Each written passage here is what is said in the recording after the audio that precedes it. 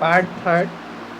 I folded the letter again and slipped it carefully back. मैंने उस पत्र को मोड़ दिया और वापस से इसको स्लिप यानी फिसलाते हुए रख दिया बैक इनटू इट्स इन्वेलप। इसके लिफाफे में वापस मैंने इसको रख दिया। इन्वेलप यानी लिफाफा होता है, ठीक है। I kept awake all night. मैं सारी रात जागता रहा। By morning I knew what I had to do. लेकिन अगली सुबह मुझे पता था कि मुझे क्या करना है। I drove into Bridport. मैं गाड़ी चला करके ब्रिडपोर्ट पहुंचा, just a few miles away, जो कि कुछ मीलों की दूरी पर था। I asked a boy walking his dog where copper beeches was. मैंने एक लड़के से पूछा जो अपने कुत्ते को टहला रहा था कि कूपर बीचेस हाउस कहाँ है। House number 12 turn out to be nothing but a burned out shell. House number 12 अब कुछ नहीं था, नथिंग कुछ नहीं था, but a burned out shell, वह एक जला हुआ टूटा हुआ सा शेल यानी कि खोखले के समान था। द रूफ गैपिंग, उसके छतों के अंदर दरारें थी। द विंडोज बोर्डेड अप, उसकी खिड़कियां टूटी हुई थी। I knocked at the house next door and asked. मैंने उस दरवाजे पर खटखटाया और पूछा, if anyone knew the whereabouts of as Mrs McPherson. क्या यहाँ पर कोई है जो जानता हो, वेयर अबाउट्स जो जानता हो कि ऑफ अ मिसेज मैकफर्सन, जो मिसेज मैकफर्सन के बारे में कोई जानता हो, क्या यहाँ पर कोई है। Oh yes said the old man in his slippers. एक बूढ़े व्यक्ति ने जो कि अपने चप्पलों में था उसने कहा, हाँ मैं जानता हूँ। ही न्यू हर वेल, वह उन्हें अच्छी तरह से जानता था। A lovely old lady he told me, उन्होंने कहा वह एक बहुत ही प्यारी बूढ़ी औरत है, उन्होंने मुझसे कहा। अ बिट मडल हेडेड, एक नीचे की ओर सिर झुकाए हुए, मडल हेडेड यानी नीचे की ओर सिर झुकाए हुए। But at her age she was entitled to be, wasn't she, वह अपनी इस उम्र में इंटिल्टेड यानी झुकी हुई सी दिखाई दे रही थी, उन्हें झुकना पड़ा था। वजंट सी, क्या वह झुक नहीं सकती थी। बिल्कुल, उनको उम्र के बाद, आप सभी जानते हैं एक उम्र के बाद सभी को झुकने की प्रॉब्लम हो जाती है, रीढ़ की हड्डी बढ़ जाती है, तो वो झुक चुकी थी। 101 ईयर्स ओल्ड, और वो भी क्योंकि वह 101, 101 यानी कि 101 वर्षीय महिला थी। She had been in the house when it caught fire, जब वह घर में आग लग चुकी थी तो वह उसी घर में थी। No one really knew how the fire had started, कोई भी अच्छे तरीके से नहीं जानता था कि यह आग कैसे लगी है। But it could well been candles, लेकिन अधिकतर यह माना जाता है कि यह मोमबत्तियों के द्वारा ही हुआ होगा।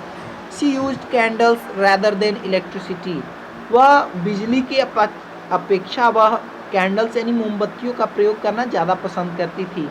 Because she always thought electricity was too expensive, क्योंकि वह हमेशा सोचती थी कि बिजली बहुत ही महंगी होती है। The fireman had got her out just in time, और जो फायरमैन्स होते हैं, जो कि आग से बचाने वाले व्यक्ति होते हैं, दमकल कर्मी जिन्हें हम कह सकते हैं, उनको बहुत ही जल्दी ही लाए थे बाहर। She was in nursing home now, वह कुछ समय के लिए एक नर्सिंग होम यानी कि एक अस्पताल में रही थी। ही टोल्ड मी, उस व्यक्ति ने मुझे बताया, उस बूढ़े व्यक्ति ने। Burlington house on the Dorchester road on the other side of the town, इस शहर के दूसरे किनारे पे बर्लिंगटन हाउस नाम के वो नर्सिंग होम में वह रही हैं, अभी भी रह रही हैं।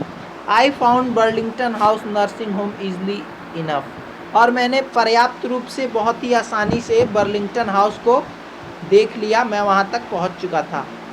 There were paper chains up in the hallway and a lighted Christmas tree stood in the corner with a lopsided angel on top.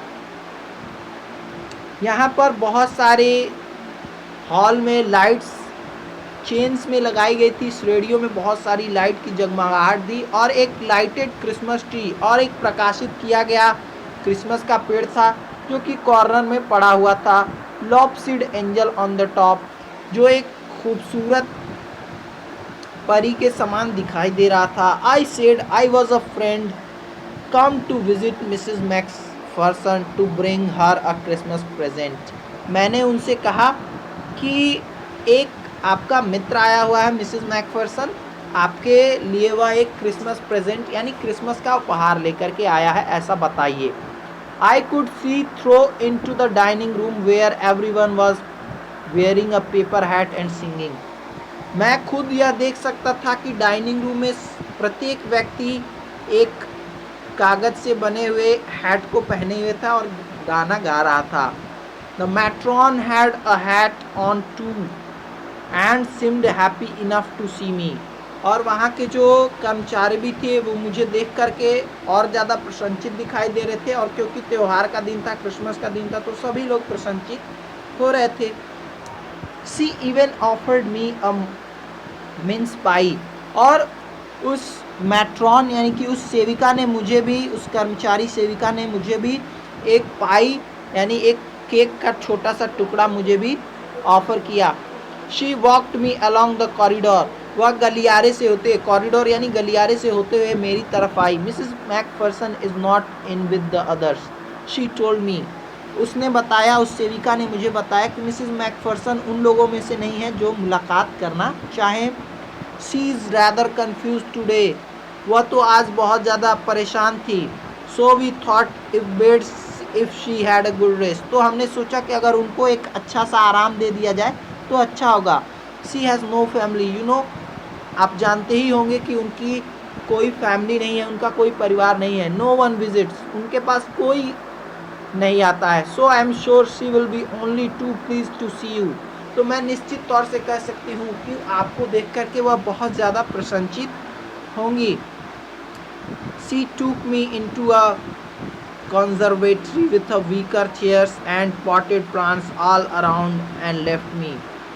वो मेरे साथ बातें करते हुए कन्वेस्ट्री यानी कि मुलाकात की दिशा में ले गई, मुलाकात वाले कमरे की दिशा में ले गई। विथ विकर चेयर्स, जो कमज़ोर लोगों को, अपाहिज लोगों को ले जाने वाला कुर्सी होती है, उसके साथ। And potted plants all around and left me, और उस चेयर को लेकर के वह विजिटर्स रूम में, कॉन्वेस्ट्री में वो गई, यानी कि मुलाकात वाले रूम में गई जहाँ पर रोगियों को रखा जाता था, और वहाँ पर वह एक वीकर चेयर यानी कमज़ोर लोगों के लिए, अपाहिज लोगों के लिए जो विकलांगों की कुर्सी होती है, उसको लेकर के वो गई जिसमें पहिए लगे हुए होते हैं। और लेफ्ट मी, एंड मुझे वहाँ पर उन्होंने छोड़ दिया, उस मैट्रॉन यानी कि उस सेविका ने।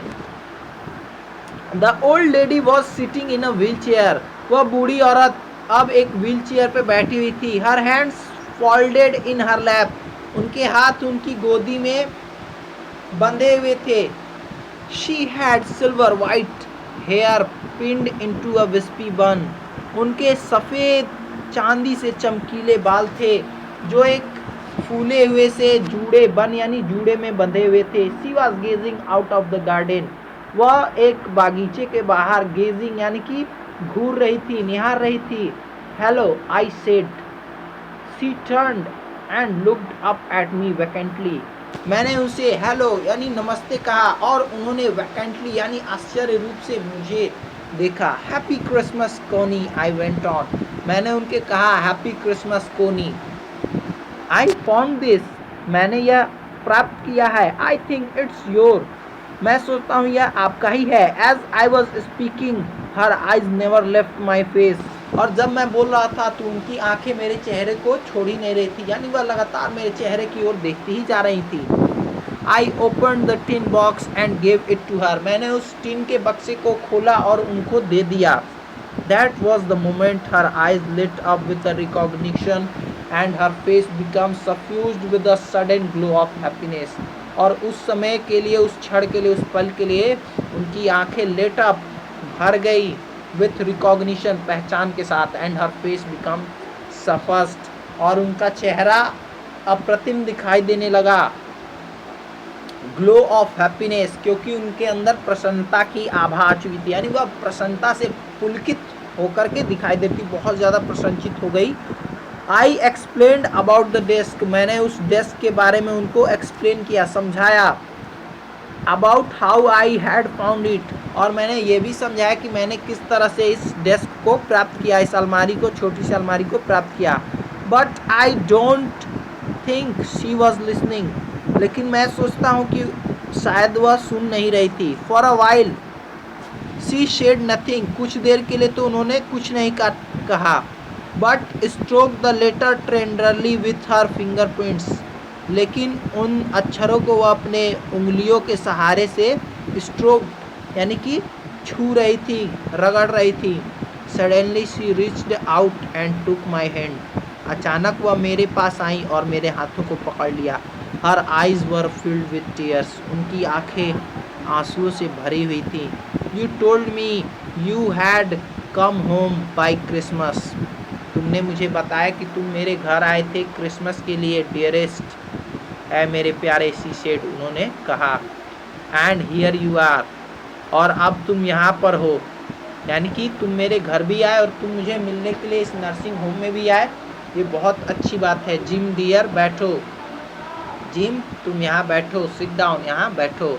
आई sat down beside to her and she kissed my cheek, और मैं उनके बगल में बैठ गया और उन्होंने मेरे गालों को चूम लिया। I read your letter so often Jim every day, मैं तुम्हारे लेटर्स यानी पत्रों को प्रत्येक दिन पढ़ा करती थी।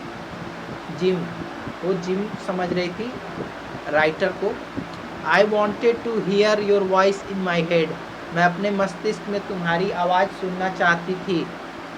It always made me feel you were with me, मुझे हमेशा लगता था कि तुम मेरे साथ हो। एंड नाउ यू आर, और अब तुम हो। नाउ यू आर बैक, अब तुम वापस आ चुके हो। You can read it to me myself, तुम मुझे खुद ही, योर सेल्फ, तुम मुझे खुद ही पढ़ सकते हो। Would you do that for me, क्या तुम मेरे पत्र को, क्या तुम अपने पत्र को जो मेरे लिए लिखा गया उसको खुद ही पढ़ दोगे। जिम डियर, है मेरे प्यारे Jim, I just want to hear your voice again, मैं तुम्हारी आवाज़ फिर से सुनना चाहती हूँ। I would love that so much, मैं तुम्हारी आवाज़ को बहुत ज़्यादा पसंद करती हूँ। And then perhaps we will have some tea, और शायद उसके बाद हम थोड़ी सी चाय भी ले। I have made you a nice Christmas cake, मैंने तुम्हारे लिए एक अच्छा सा क्रिसमस केक बनाया है। मर्जीपन ऑल अराउंड, चारों ओर मर्जीपन ही है, चारों ओर मर्जीपन केक है। I know how much you love marzipan, मैं जानती हूँ तुम कितना ज़्यादा उस मर्जीपन को पसंद करते हो। सो स्टूडेंट्स, इस स्टोरी से हमको यही सीखने को मिलता है कि जिम मैकफर्सन एक आर्मी मैन थे, उन्होंने अपनी बीवी को खत लिखा था, अपनी पत्नी को, लेकिन वो पहुंच नहीं पाया। लेकिन लेखक कोशिश करते हैं, उन दोनों के प्रेम को मिलाते हैं और उसके प्रेम को ही यहाँ पर दर्शाया गया है। और इसी से रिलेटेड आपके जितने भी क्वेश्चन आंसर हैं वो आपको व्हाट्सएप ग्रुप में सेंड कर दिए जाएंगे। और साथ ही साथ आप लोग जो कॉम्प्रिहेंशन चेक के क्वेश्चंस हैं उनके आंसर आप लोग या तो मेरे व्हाट्सएप नंबर पे या फिर कमेंट सेक्शन में ज़रूर से ज़रूर बताएं। आपको होमवर्क के रूप में इसके word meaning and question answer WhatsApp group में PDF फॉर्मेट में मिल जाएंगे। Thank you, have a nice day.